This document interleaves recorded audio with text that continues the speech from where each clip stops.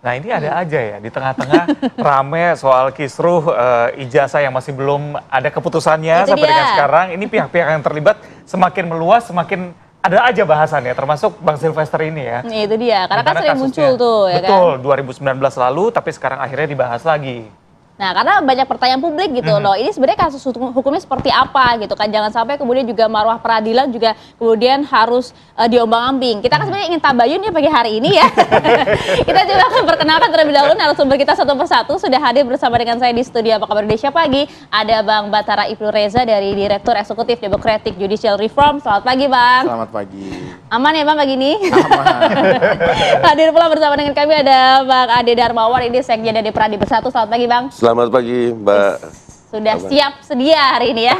Dan kami ingin pencerahan hukum ya dari Mas Heri Firmansyah, pakar hukum pidana. Selamat pagi Mas Heri. Selamat pagi, Assalamualaikum warahmatullahi Nah, gimana nih duduk perkara ya nih? Jadi kita langsung ke Bang Bathara.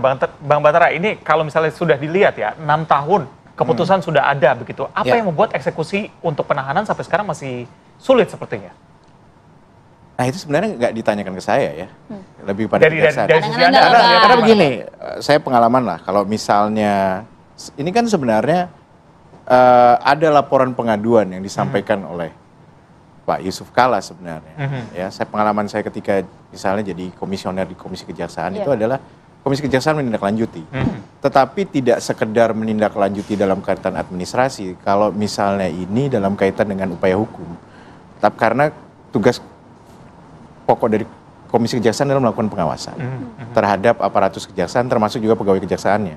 Nah, dalam artian ini seharusnya Komisi Kejaksaan sudah harus bisa bertindak dengan melaporkan kepada Presiden, karena kan Komisi Kejaksaan bertanggung jawab pada Presiden ya.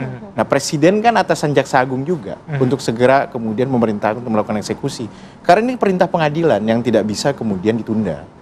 Ya, dalam pengalaman saya selama 4 tahun lebih misalnya untuk eksekusi itu memang sebagian besar ada laporan pengaduan masyarakat yang memang kejaksaan itu tidak atau lamban melakukan eksekusi, tapi kemudian dengan melakukan pengawasan secara langsung dengan datang ke kejari-kejari sambil memberikan peringatan bahwa ini kalau tidak dieksekusi maka kepastian hukumnya akan menjadi tanda tanya besar dan kita akan kemudian bermasalah dalam kaitannya dengan untuk memberikan keadilan kepada masyarakat. Nah, kan itu kan jangan sampai kan seperti itu, karena informasinya kan dari Komjak kan sebenarnya juga sudah menyatakan akan mengawasi, bahkan kemudian akan mengawal hal ini, tapi sampai saat ini Jaksa tidak akan melakukan eksekusi. Ya makanya kemudian saya tidak mau kemudian menggantikan peran Komjak di sini ya, tapi ini juga sejauh kritik. apa wewenangnya begitu? Sejauh wewenang itu adalah sejauh kemudian dia harus kemudian memberikan. Ya, karena sesuai dengan Perpres 18/2011 memberikan pemberitahuan kepada Presiden bahwa ini ada kemandekan dalam kaitannya dengan pengawasan, karena udah berkali-kali kan Komjak pasti sudah melakukan tindak lanjuti ya ke bagian pengawasan internal mereka di Jaksa Agung Muda Pengawasan. Artinya sifatnya rekomendasi. Kalau yang ke atas, iya rekomendasinya adalah kepada Presiden untuk segera menindaklanjuti itu, karena kalau misalnya cuma antar Ketua Komjak dengan Jaksa Agung itu nggak akan jalan. Nah, memang ini kan ditambah lagi ini kan kita lagi sibuk soal RUU KUHP kan. Nah, Kejaksaan juga sedang bertarung untuk mendapatkan penguatan kan. Tapi kalau kemudian Kejaksaan Agung kemudian sampai saat ini, khususnya Kejaksaan ya, bukan Kejaksaan Agung, tidak bisa menggunakan kekuatan yang ada yang diberikan KUHP, berarti kan ini tanda tanya besar. Kalau kita memberikan kekuatan yang lebih kepada kejaksaan. Yang penting itu adalah bagaimana kemudian penguatan terhadap pengawasan. Nah, Komisi Kejaksaan sendiri tidak memiliki kewenangan yang jauh berkaitan dengan untuk bisa melakukan pengawasan yang istilahnya bisa menghukum dan segala macam. Itu nggak bisa. Nah, rekomendasi itu sebenarnya sempat diberikan nggak sih ke Presiden yang memimpin saat itu? Oh, yang ini, yang 2019 lalu. Menurut Anda? Harusnya? Sebenarnya tidak. Tidak, karena kan belum ada laporan pengaduannya. Ingat, Komisi Kejaksaan itu kan dia menindaklanjuti laporan pengaduan. Nah, kali ini laporan pengaduannya spesial dari mantan wakil presiden kan. Nah, menindaklanjutinya sepanjang yang saya tahu Komisi Kejaksaan yang melakukan konferensi pers. Ya, betul. Nah, seharusnya itu harus lebih straight to the point. Saya ingat ketika misalnya beberapa kasus yang mendapat perhatian publik ketika pada saat itu, kasus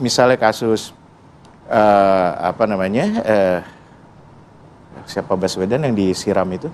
Novel Misalnya, kami periksa jaksanya. Ya.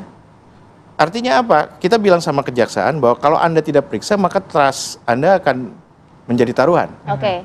Artinya kalau dalam kasus ini dari Kan kacamata kita punya Anda kewenangan seharusnya kasus putusan sudah ingkrah harusnya langsung dieksekusi. Langsung ditahan. dieksekusi, nggak ada alasan lain untuk itu kan. Dalam beberapa kasus misalnya, termasuk juga kalau misalnya ada PK, karena upaya hukum luar biasa tidak menghalangi eksekusi. Bisa beriringan ya?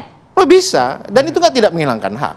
Itu dia. Mas Ade, Ya. harus dieksekusi langsung ditahan tuh walaupun PK? Harusnya itu dilakukan sebelum 6 tahun. Kalau secara normatif hukumnya, ya, kalau saya kutip tadi bahasa beliau, betul bahwa kemudian PK itu tidak menghalangi eksekusi. Itu betul, betul sekali. Tetapi perlu dipahami juga di sini bahwa PK bisa menunda eksekusi. Itu bisa. Siapa bilang tidak bisa? Sepanjang kita beracuan pada pasal 66 dan 67 Undang-Undang Mahkamah Agung. Gitu loh. Jadi kita gini, ini kan persoalan sudah 6 tahun, Mbak ya. Ya, kita berbicara sekarang KUHP. Di pasal 84 dan 85 itu jelas dikatakan ada daluarsa di situ. Hapus karena daluarsa. Bahwa kemudian sebenarnya PK yang dilakukan itu, Pak Silvester, kalau saya memperhatikan, itu hanya kepastian hukum saja. Bahwa kemudian memang harus ada putusan, ya. Itu hanya sarana yang saya anggap bahwa sebagai seorang yang taat dengan hukum, dia harus melakukan koridor hukum yang disediakan oleh sistem hukum kita, gitu loh. Nah, terus kemudian di 8485 ini kan jelas. Daluarsa itu nggak bisa ditawar-tawar itu. Silakan dibaca, silakan didalami. Di 85 jelas bahwa daluarsa itu berlaku setelah putusan hakim itu diketok. Bang, berarti bisa dibilang tidak ada itikat baik dari Bang Silvester untuk menyerahkan diri, paling tidak begitu? Itikat baiknya adalah di PK.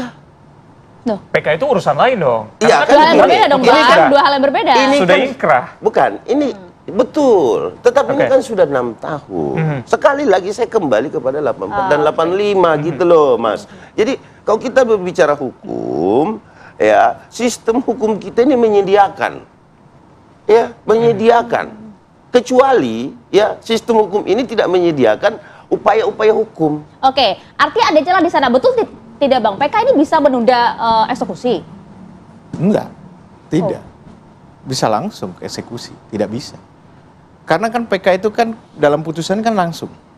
Harus dilaksanakan jaksa sebagai eksekutor. Nggak ada yang tadi disampaikan? Dalam kasus apapun, misal mari kita mundur ke tahun 2000, kasusnya Tommy Soeharto putus juga pada saat PK, kemudian tetap dikejar dan kemudian tetap dieksekusi. Kasus First Travel? Ya. First Travel? Sama juga. Itu dia. First Travel? Ya kan? Jadi artinya kalau Gubernur Kalteng? Iya. Ya kan? Itu tapi kan persoalannya kemudian ketika jadi, kita jangan daluarsa yang mana? Belum ada proses. Kalau daluarsa itu kan berarti proses penuntutannya berhenti. Ini kan sudah selesai, sedang dieksekusi, jalani dulu hukumannya. Itu dia, Bang. Jalan dulu lah hukumannya, Bang. Kita nggak usah presiden-presiden kasus lain lah. Sebentar, gini. Kita baca dulu. Kapan sih daluarsanya? Gitu loh. Nggak ada. Ini udah daluarsanya. Kenapa nggak ada? Baca dulu. 84 dan 85 nanti ahli jelaskan. Gitu loh. Disuruh baca di 85-nya gitu loh. Jangan kita langsung gini. Kalau mau dieksekusi, kalaupun ini tanda kutip bahwa kemudian di masa lalu itu tidak langsung dieksekusi, ya kita tidak mengerti. Ya kita konfirmasi dulu, disuruh baca Bang katanya, Bang. Iya, 8485 kan jelas itu. Ini yang nggak paham siapa nih sebenarnya, Bang Batara? Ya, buat saya artinya memang itu KUHP loh. Problemnya adalah bahwa memang kejaksaan terlambat untuk melakukan eksekusi. Tapi itu udah ada perintah. Sekarang udah ada laporan pengaduan loh. Beda, yang harus kemudian segera dilaksanakan eksekusi ini. Nggak ada bisa melawan perintah pengadilan. Kalau jaksa tidak mau ya berarti dia melawan perintah pengadilan untuk segera melakukan eksekusi. Kan ada upaya hukum. Baik, Bang Heri, ini tadi kan juga sempat dikatakan sama Bang Batara sebenarnya bisa saja melaporkan ke presiden begitu. Anda ngelihatnya gimana sejauh ini? Apakah memang laporan sudah ada ke presiden tapi tidak dijalankan atau justru tidak ada yang melapor ke presiden terkait dengan ini? Saya rasa nggak perlu sampai ke presiden ya, karena bicara dalam konteks putusan ini kan sudah inkrah van gewisde di awal ya, di tingkat kasasi. Dan kalau kita bicara ketentuan hukum dasar dari daluarsa, di KUHP kan pasal 78 sampai 85 KUHP. Nah persoalannya, tadi yang disinggung tuh digeser dia. Makna dari daluarsa. Nah yang saya pahami, yang saya yakini, mohon maaf lahir dan batin nih Bang, walaupun lebaran masih jauh, kita harus minta maaf. Iya. Agak khawatir kita salah sama yang senior-senior. Ini majelis kan. tabayun. Ini bicara pasal 78 sampai 85 KUHP, kan sebenarnya penekanan daluarsa itu apa sih gitu? Kehilangan hak untuk menuntut karena lampaunya waktu. Nah bicara tentang kehilangan hak untuk menuntut, itu ada alasan-alasannya. Satu misalnya karena mungkin orang sudah lupa akan perkara itu, sehingga kalau dibuka lagi jadi sulit kembali untuk mengingat memori tadi. Yang kedua, karena memang masalah pembuktian yang sulit. Tapi masalah di kasus ini ya, kalau kita kembalikan konteks kasus ini kan bukan kehilangan hak untuk menuntut, penuntutannya sudah selesai. Karena sudah prosesnya sudah sampai pada tingkat putusan. Nah masalahnya kan ada dalam bahasa saya akrobat lah ya, yang dilakukan dengan menggeser itu keputusan.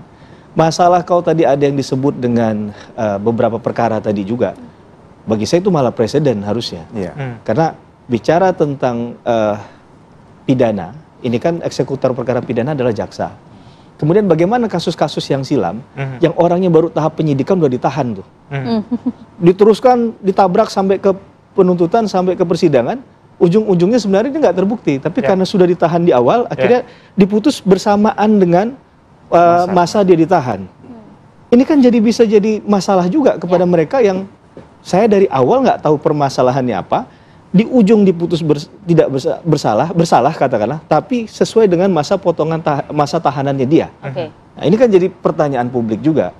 Dan mengapa harus ada penahanan di awal penyidikan, bahkan di penyidikan masih menggunakan presumption of innocence. Mas Heri, kalau kemudian seperti itu, pertanyaannya adalah apa sih sebenarnya kewajiban dari terdakwa kalau kemudian konteks seperti ini sudah ingkrah, tapi memang pada saat itu kan ada 1 dan 2 hal kemudian eksekusi tersebut tidak bisa dilakukan. Informasinya kan karena COVID-19 dan lain-lain. Kewajiban dari terdakwa sendiri seperti apa? Sebenarnya ini bukan lagi bagian dari terdakwa ya, tapi dari eksekutornya langsung menurut saya, karena kewenangan itu sudah diberikan perintahnya lewat putusan resmi loh itu. Sudah diuji dia, bukan lagi bicara tentang presumption of innocence. At that time, waktu itu orang itu sudah presumption of guilt yang digunakan, berarti asumsinya bersalah kan? Mau tidak mau, suka tidak suka kan berdasarkan putusan. Saya bicara putusan, tidak di luar dari konteks yang lain. Nah kalau itu yang kita amini, berarti kan tinggal dieksekusi tuh. Nah eksekusi kan bukan di rumah tahanan lagi, berarti kan di lembaga pemasyarakatan, kan begitu. Nah ini yang jadi persoalan, kalau tadi yang muncul di permukaan ada beberapa perkara, ini pun sesuatu yang harusnya kita perdebatkan. Dan kalau membaca pasal 84, saya meyakini itu tidak ujuk-ujuk ya, dalam tanda petik bicara di pasal 84. Maka ketentuannya kita tarik di pasal 78 awal tadi, masalah daluarsa, kehilangan hak untuk menuntut. Maka itu tidak akan muncul, pasal 84 itu kalau tidak ada aturan di atasnya. Nah bicara tentang menjalankan pidana, itu kan berarti harus dulu, hapus dulu kehilangan hak menuntutnya. Ini hak menuntutnya nggak hilang sama sekali, karena proses sudah berjalan. Kecuali orangnya kabur sebelum dituntut. Ada kok. Atau penyidikannya sebelum, ketika dikeluarkan dia sebagai tersangka, dia hilang. Dikembali lagi ke Indonesia, misalnya ketemu di depan mall ini misalnya, oh itu dia baru ketemu nih orangnya, tapi ternyata kejadiannya sudah lampau. Lampau waktu tadi yang mengakibatkan akhirnya daluarsa. Nah ini yang harus kita pahami dalam konteks tadi agar perdebatan kita, ya tapi keyakinan kan beda-beda. Bang Ade pasti sampai hari akhir nanti akan tetap konsisten. Karena memang bagus 84 dan 85 bagus. Ini kan baik loh ya. Nggak masalah. Kalau dari saya itu, gitu. Iya, kita akan hadirkan statement dari Bang Ade usai jeda, tetap bersama kami.